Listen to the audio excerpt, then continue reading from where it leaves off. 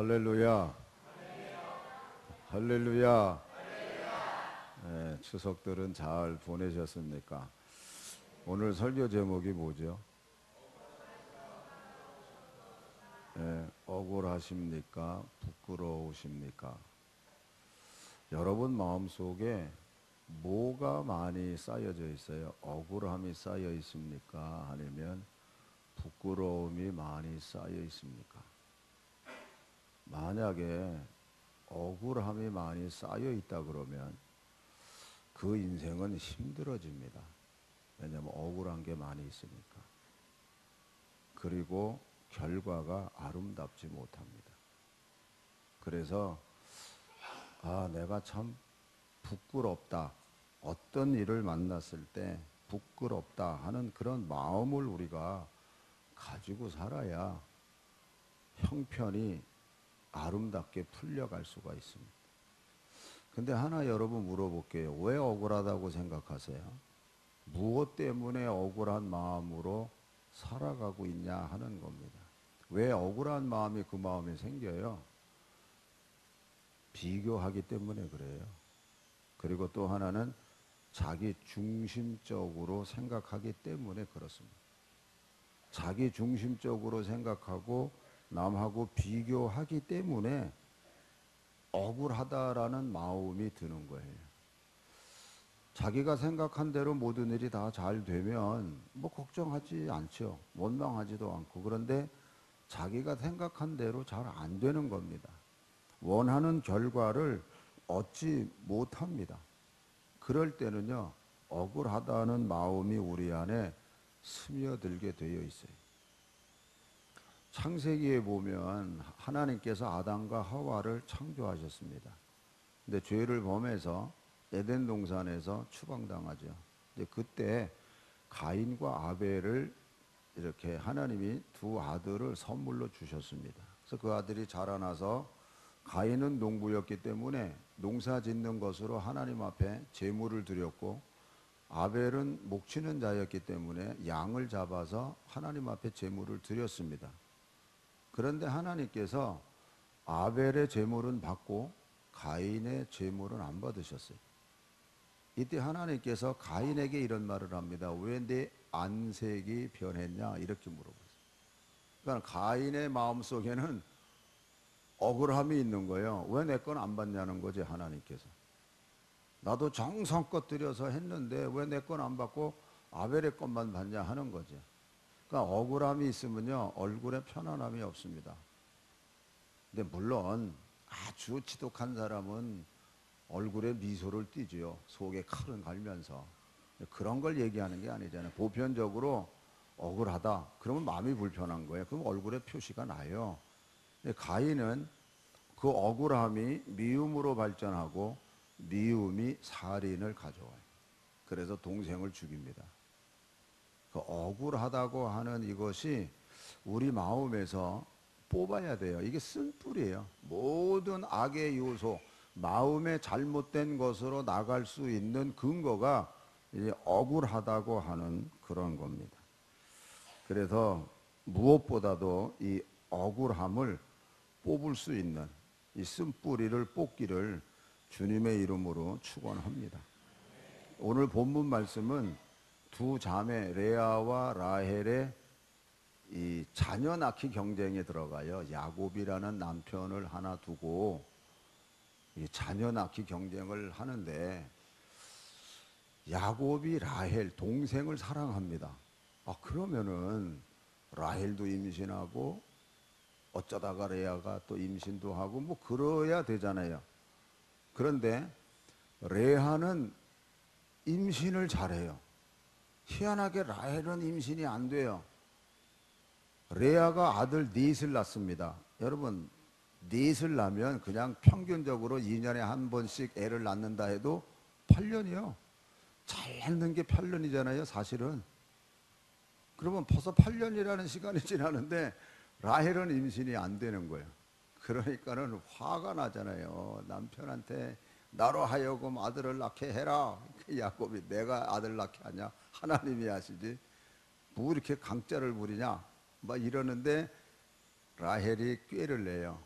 빌하라는 자기 몸종을 자기 남편한테 부인으로 맞이하게 해서 아들을 낳게 합니다. 그래서 아들을 낳아요.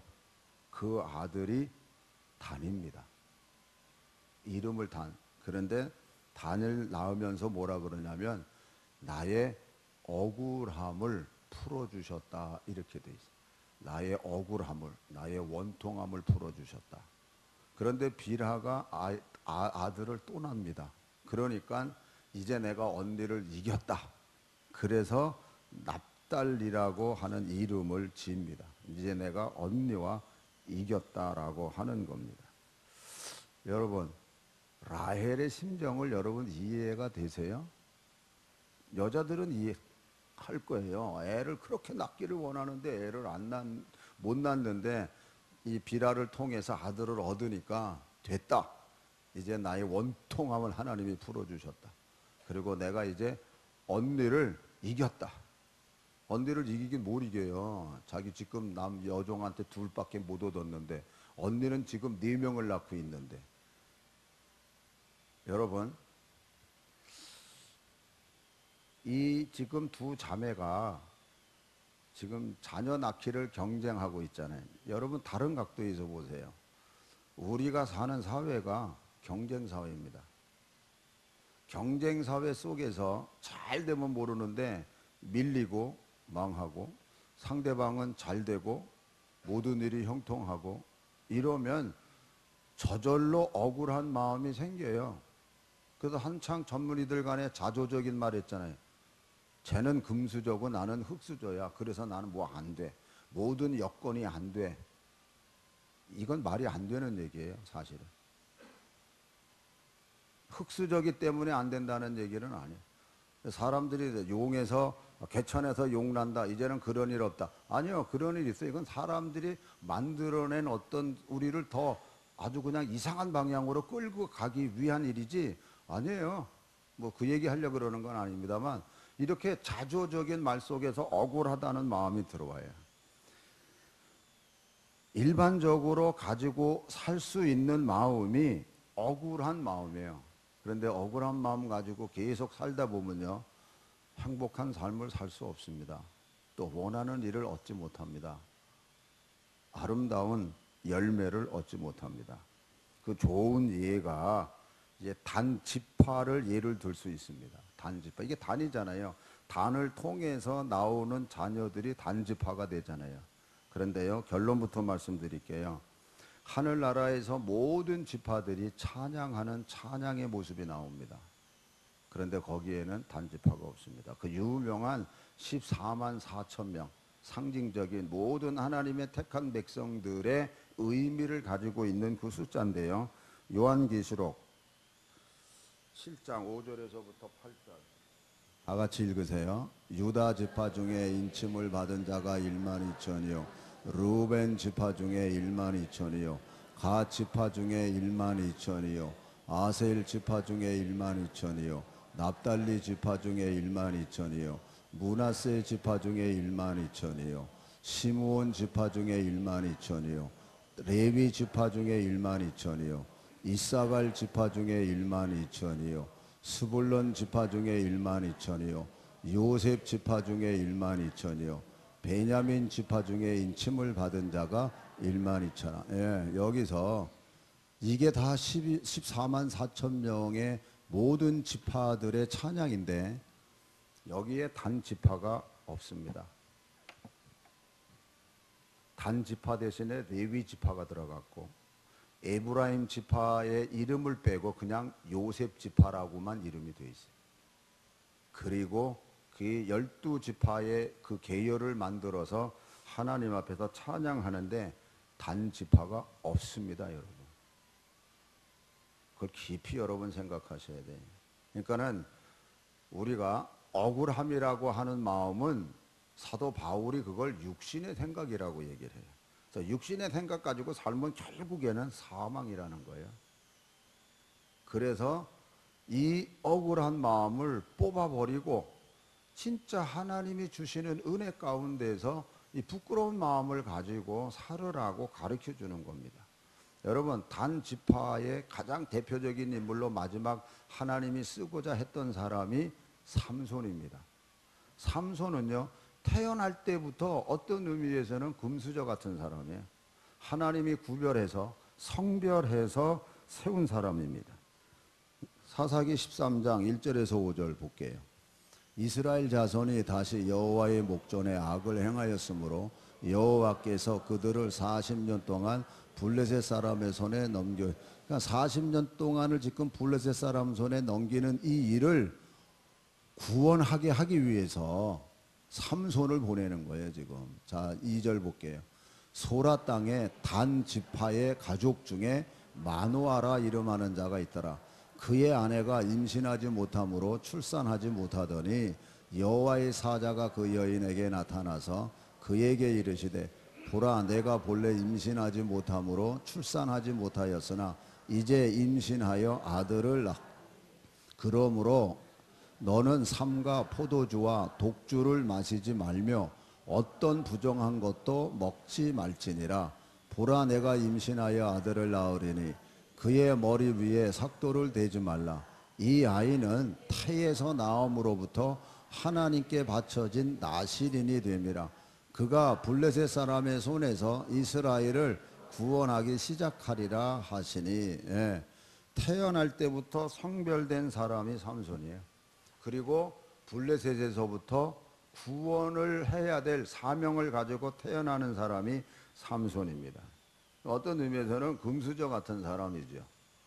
그런데 이 삼손이 장성해서 이제 데릴라라는 여자를 사랑해요.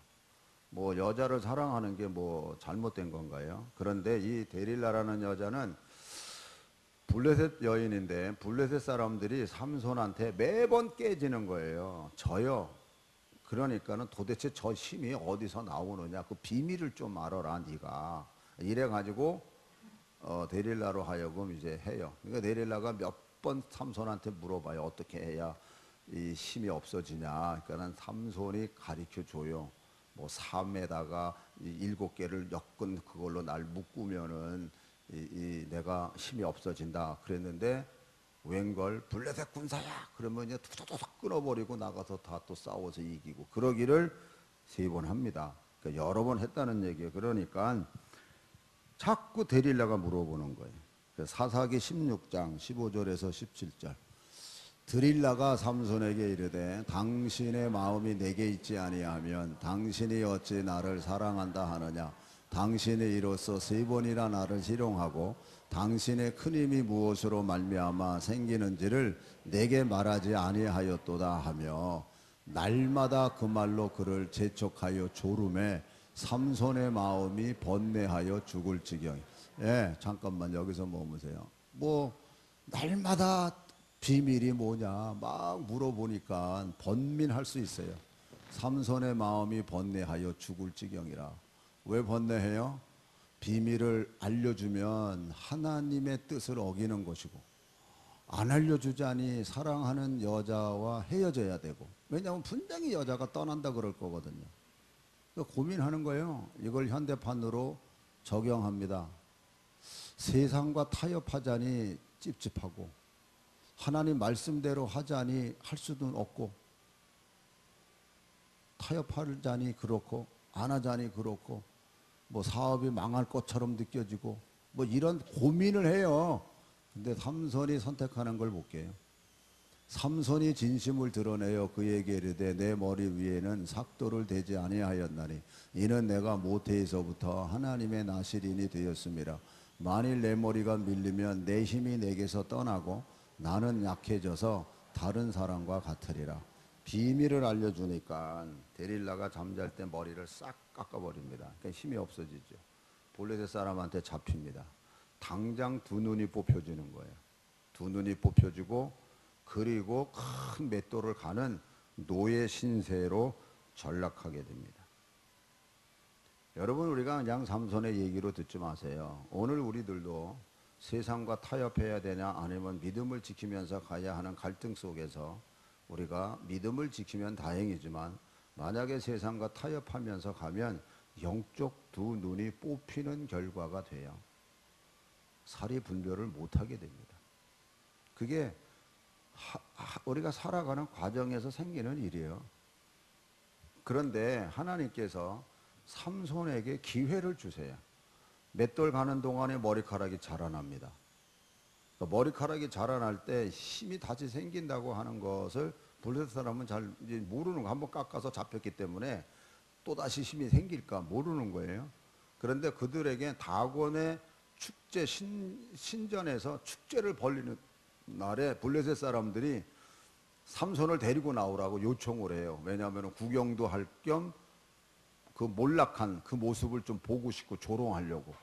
그래서 삼손을 데리고 나옵니다. 데리고 나오는 그 소년에게 삼손이 이 성전에, 이 다곤 신전의 중심 기둥이 어딘지 날 좀 글로 데려다 다오.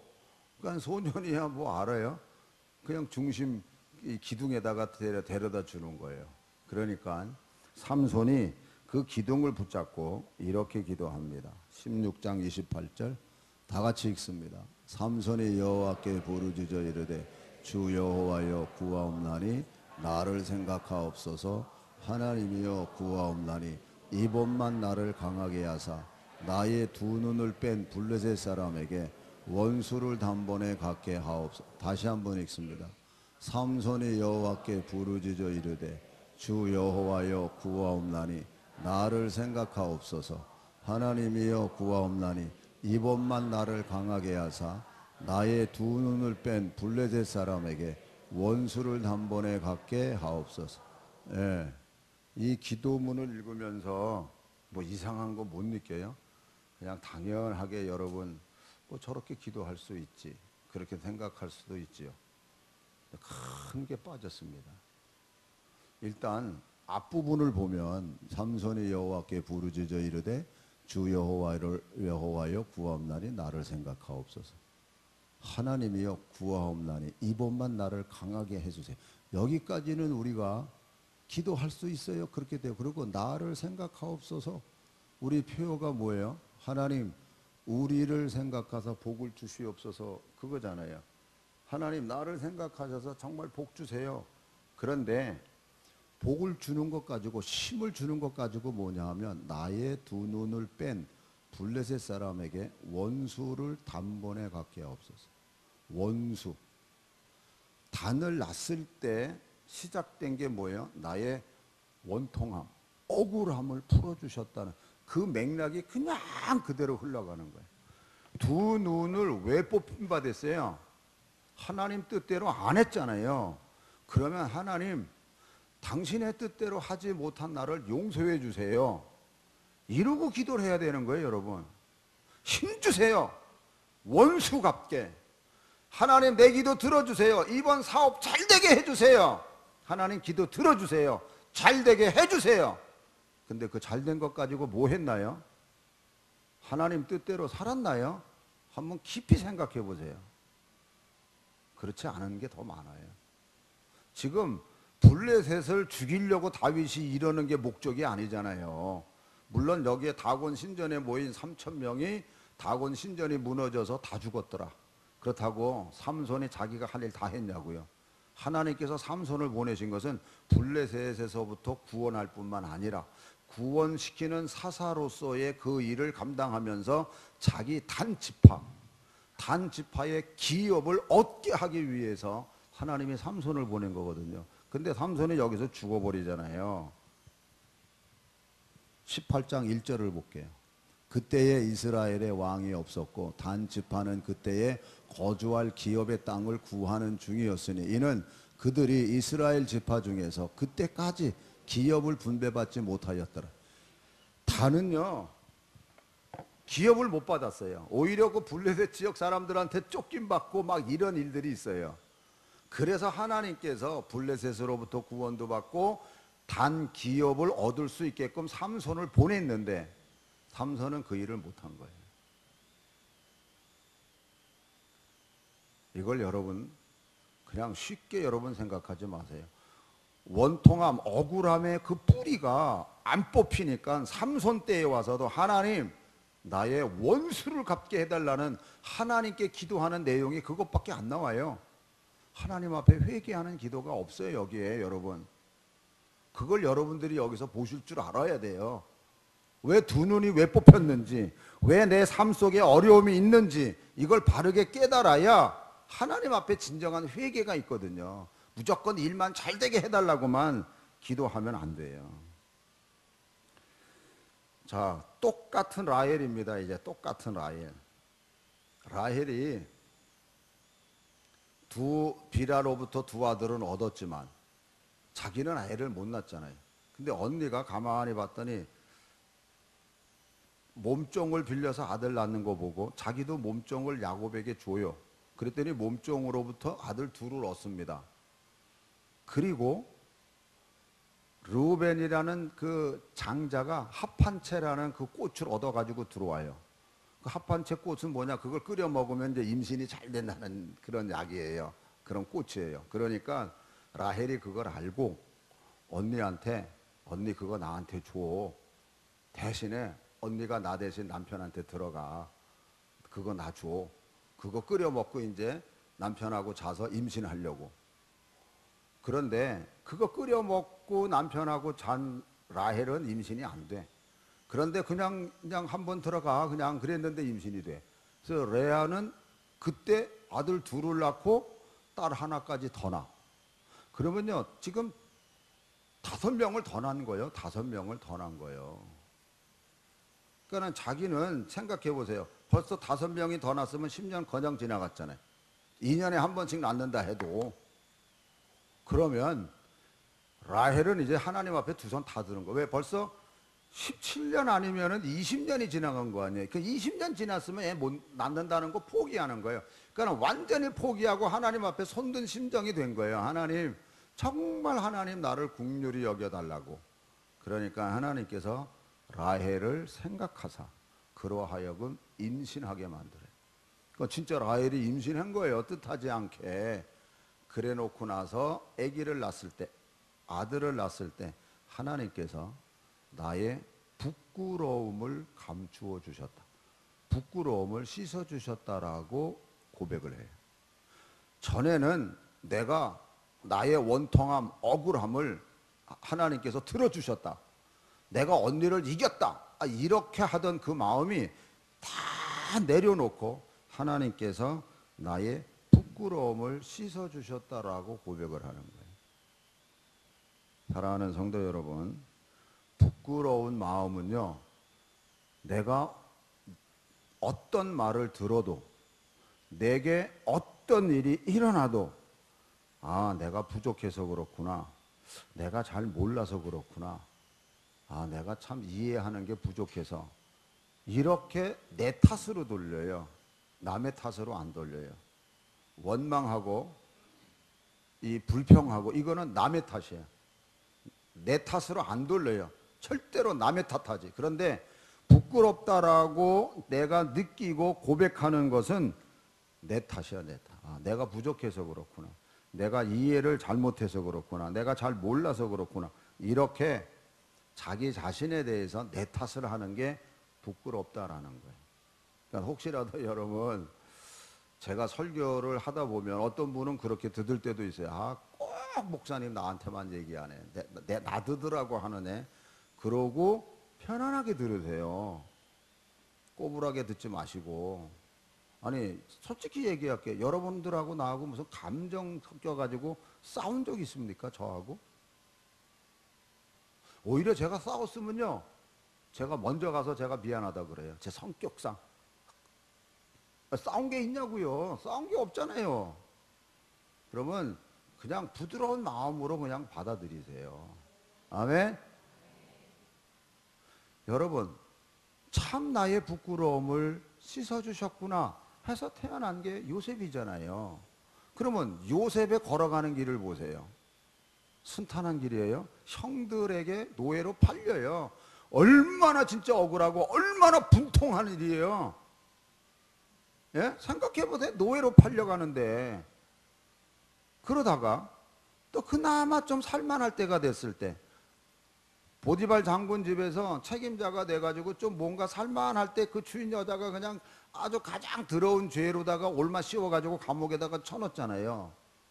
그러니 얼마나 이 일도 억울하고 분통해요 사실. 아니 진짜 그랬으면 억울하지도 않지. 그런데 전혀 그런 것도 아니고 그냥 억울하고 분통한 일이 가득 쌓여 있는데 하나님의 은혜로 이제 애굽의 총리가 되잖아요. 그때 흉년 때 형들을 만납니다. 만났을 때 이런 얘기를 해요. 창세기 45장. 형들이 요셉에게 이르되 내게로 가까이 오소서. 그들이 가까이 가니 이르되 나는 당신들의 아우 요셉이니 당신들이 애굽에 판 자. 진짜잖아요.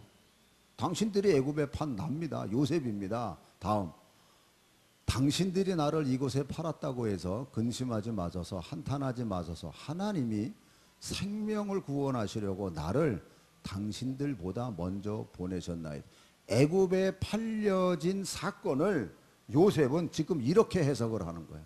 하나님이 당신을 구원하시려고 나를 당신들보다 먼저 보내셨다고. 그러면서 이 땅에 2년 동안 흉년이 들었으나 아직 5년은 밭갈이도 못하고 추수도 못할지라. 다음, 하나님이 큰 구원으로 당신들의 생명을 보존하고 당신들의 후손을 세상에 두시려고 나를 당신들보다 먼저 보내셨나니. 그러니까 이 말씀 속에서 요셉은 하나님이 자기를 왜 노예로 팔았고 보디발 장군의 집에 있으면서 고난을 겪게 했는지를 바르게 깨달으니까 자기 사명을 깨닫고 고백하는 거예요. 자, 다음 절. 그런즉 나를 이리로 보내니는 당신들이 아니요 하나님이시라. 하나님이 나를 바로 보고 아버지로 삼으시고 그 온 집의 주로 삼으시며 애굽 온 땅의 통치자로 삼으셨나이다. 정말 형들을 만났을 때 자기의 억울함, 원통함, 고생한 거 이거 다 생각이 왜 안 나겠습니까? 그러면 적당히 형들을 감옥에다가 집어넣고 고생시키고 나서 용서해 줘도 돼요. 예? 적당히 좀 이렇게 주물러 줘도 된다니까요. 그런데 사람의 마음은요, 두 마음을 품지 말라고 가르쳐 줬거든. 적당히 손보고 용서해 준다?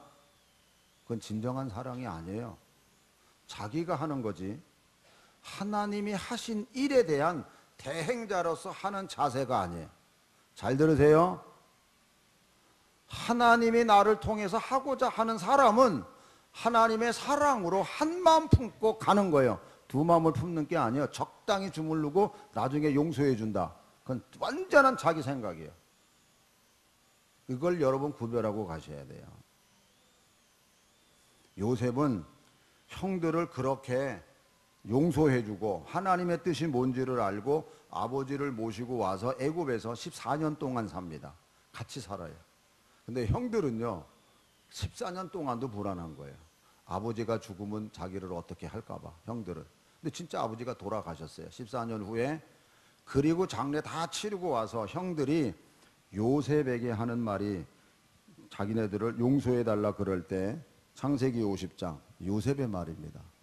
요셉이 그들에게 이르되 두려워하지 마소서 내가 하나님을 대신하리. 여기서 멈추세요. 내가 하나님을 대신하리이까. 요셉 같으면요. 아니 오늘 우리들은요. 하나님을 대신하는 사람들이 너무 많아요. 요 사건 속에서 내 생각이 안 틀렸고 내 생각이 바르고 일이 이러다 보면은 내가 하나님이요. 그 순간만큼은 절대로 양보 안 해요. 그런데 내 인생, 내 자신의 삶 전체를 한번 보세요. 내가 어떤 모습이고 어떤 사람인지. 죄물과 허물로 죽었던 나요. 하나님의 은혜로 나를 거듭나게 했고 하나님이 나를 바르게 생활하도록 인도해 주신 그 은혜를 잊으면 그것을 생각할수록 우리는 진짜 하나님이 나의 부끄러움을 씻어주시고 감싸주시는구나 이러고 겸손한 모습이 돼야 돼요. 바로 요셉은 그렇게 고백하는 거예요. 내가 하나님을 대신하리니까. 다음 절.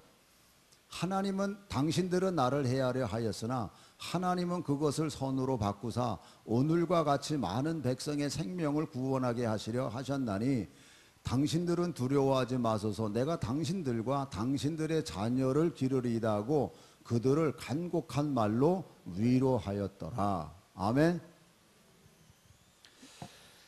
사랑은 모든 허물을 덮는다고 가르쳐 주잖아요.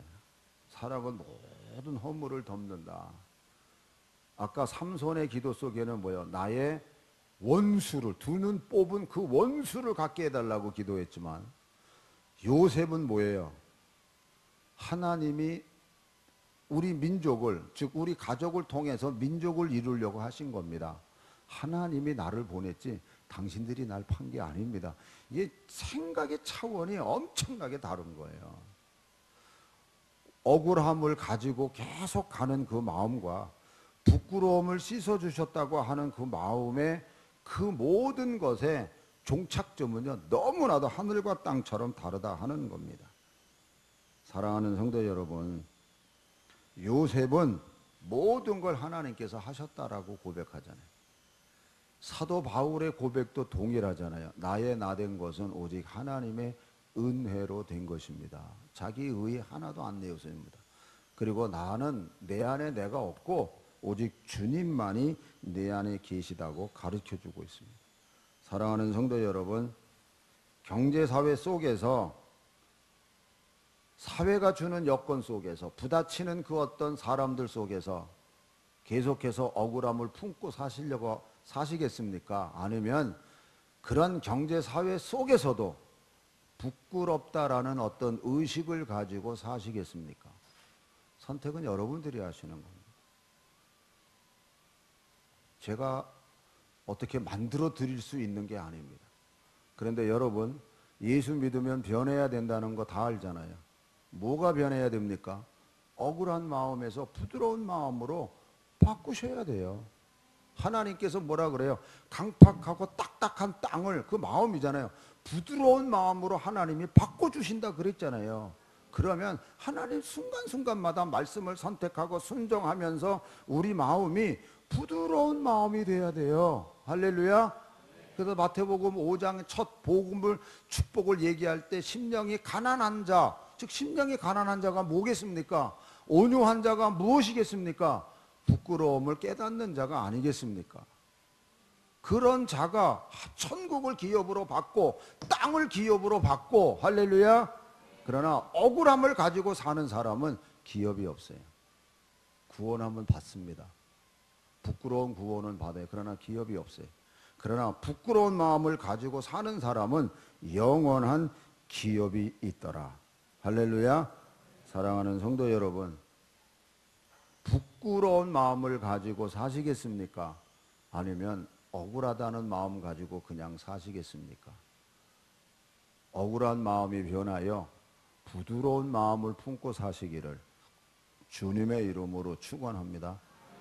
기도하겠습니다. 다 같이 기도할